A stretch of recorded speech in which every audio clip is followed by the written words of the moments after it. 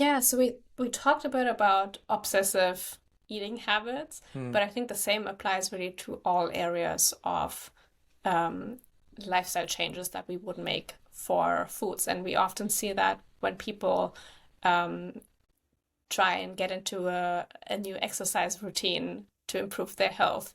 And Hmm. suddenly all they do is try and exercise and they don't want to be stationary anymore. And it's too much of a good thing is also not good. And Hmm. in many cases, it can be really detrimental to your health. And I think with all of these things, what we need to ask ourselves to stay on the right track and to avoid becoming obsessive is that still filling my cup? Because we're trying to do all of these things to fill our cup, to give us more energy, to give us more life, more health.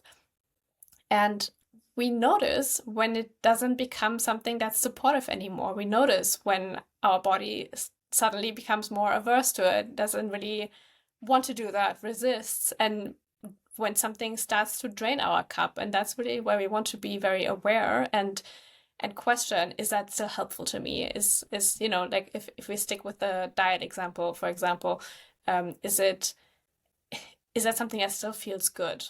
And if it becomes something that's draining, where I put so much energy and so much effort into planning out my meals, and then I end up eating a meal that I don't enjoy, that's not filling your cup. And in no scenario is that going to be a positive change for you.